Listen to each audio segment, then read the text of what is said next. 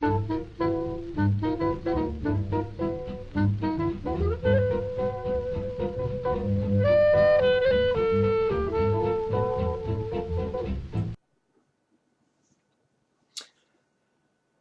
guys, it's Jonah here. Once again, I'm back with a beer review this time. Commercial beer time. We're going for a good one. And this has been supplied by my good friend Simon. He bought me these beers a while ago. Here we go. We're going to review the Ruby Red Ale by St. Peter's. And St. Peter's, they make this very beer in kit form. So all you homebrewers who are saying, he's not real, he's not talking about homebrew, you could be making this beer and making it a lot cheaper. Now, have a look at that bottle. We've got the little glass insert. I'll have to turn it a bit sideways. Very good. The label itself, very old school, but absolutely perfect. Got a few little tasty noties on the back here, which is always very good. And the cap, look at that. The old raven with the key on there. I think St. Peter's especially have got their branding absolutely spot on. Look at the bottle. Look, bit narrow that side, bigger that side. Narrow, big. Absolutely cool. I'm loving these bottles. Okay, so a little bit of information, which is good. Styrian Goldings, which isn't the same as normal Goldings. And what else have we got on there? A lot of blurb about St. Peter's themselves, which is really interesting if you want to read into that. How they were a really old medieval hall, which they've turned into a brewery. And I believe they've got their own well underneath, which many of these medieval buildings were built around wells. So the water they use in this beer, very, very clean. 6. My God, that would be good if it was 6. It's not their winter ale. 4.3% on the ABV. And in my book, that's good. I really love this beer. And I'm going to open this in a sec because I want to show you something else that was supplied by Simon a while ago. Look at that. We got the St. Peter's glass. We look at the whole glass. Got a bit of a knobbly bit on the top. And it's almost like a schooner glass. And we've also got, which I think is brilliant, we've got a little bit of headspace. See the labels there? That's a pint, and we've got a bit of headspace. On this particular beer, I don't think that's going to matter because it doesn't give good head, alas. Right, let's get cracking.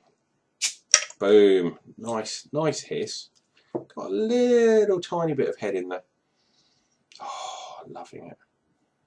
Very, very nice. Very nice aromas.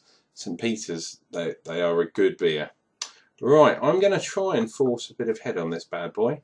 So I'm going for a slightly more aggressive pour than I would do normally.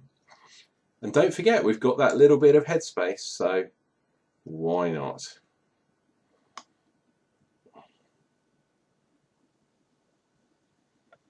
There we go.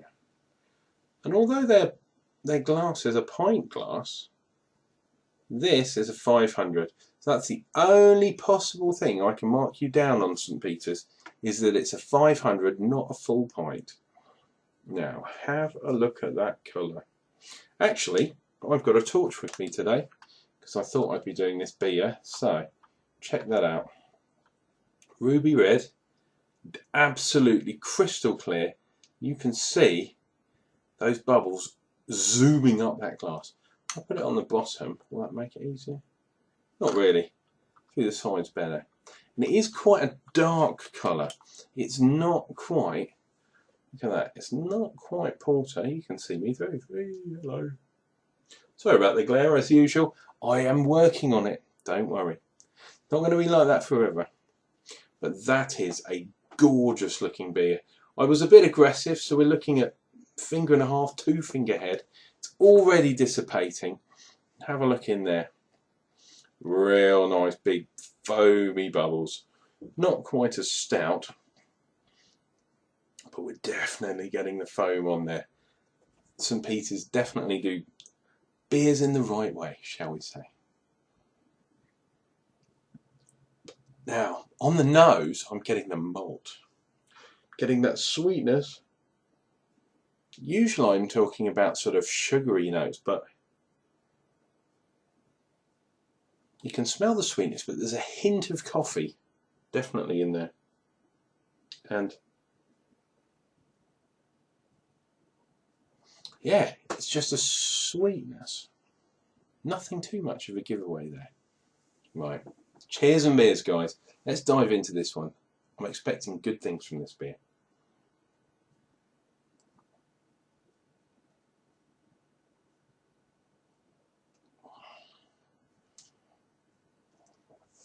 Velvety creaminess. That's the initial thing I get that coats your lips and mouth. In the same way as a porter or a stout would do. However, this is a lot drier. Not so much on the creamy side on the taste, but it's just there up front. Got a nice hit of bitterness. Let's go in again.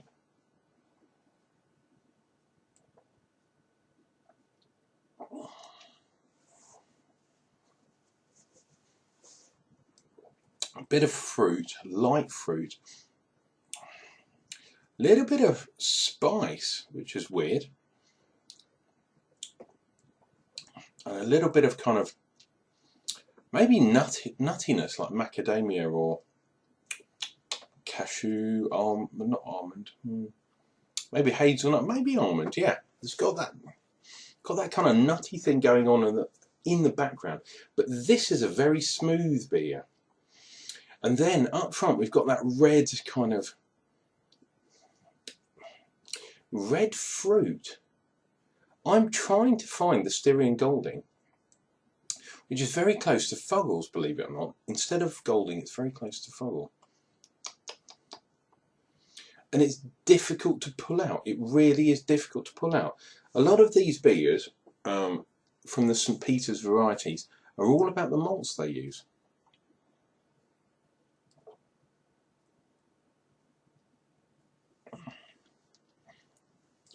And this one is no exception.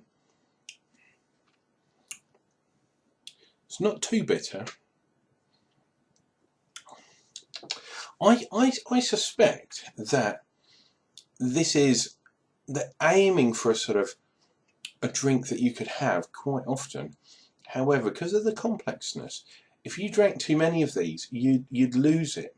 And that's almost where St. Peter's as a company fall down. They do not have the real dishwater beer that I quite like. Each of their beers is very, very unique. It's like a speciality beer. So whereas, you know, other beers are selling like a case of 4 or whatever, with St. Peter's you don't want 4, you just want 1. You want to sit in a very darkened room, have this one and enjoy. It's for one of those sneaky midweek beers.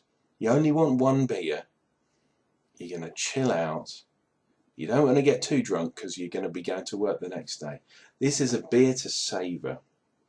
A couple of years ago I did buy a case of the winter ale, which was a little bit expensive and the delivery was quite expensive, but oh my god, that month, maybe a couple of months, I was smiling. I think I only had 3 in one evening and I mean they're 6 and a bit, and it was like, oh yeah. This beer, obviously a bit lower ABV, but to be honest I wouldn't want to drink loads of them. It's one of those to have, you know, if you're only having 1. That's the best way I can put it, guys. And it's really clean. You can taste the goodness of the kind of the water. It doesn't have that chemical taste, which unfortunately some of the commercial beers have these days. I should turn the glass round, shouldn't I? Then we can say, hey, look, St. Peter's. Hang on, let me do some of that action. There we go, St. Peter's. Hey, St. Peter's Brewery. Shaman. I really rate St. Peter's. I think they're absolutely brilliant. I love what they're doing. And the bottle is absolutely classic. Very class. Yeah. Branding's good. Good beers. work on that pricing, because ordering direct from the brewery, and you can order the big tins as well. I've done that before. Yeah, try and work on the pricing to get it cheaper for delivery, because it's really, I think it's putting some people off, because it's almost as expensive to get your beers delivered than buying beers, unless you're buying in huge bulk. That's the only criticism, because St. Peter's are making some fabulous beers at the moment. Really good. This has been Uncle Jonah. I have been talking perhaps far too long, but St. Peter's is a beer that will definitely, yeah, it will get you talking. I really like this beer. Guys, take care of yourself, take care of each other, make sure you drink some beer, and we'll see you real soon with more beer reviews and more Uncle Jonah. Click like and subscribe down below. Please subscribe to Uncle Jonah's channel, because if you don't, you might miss the next one. Cheers and beers, guys. We'll see you real soon.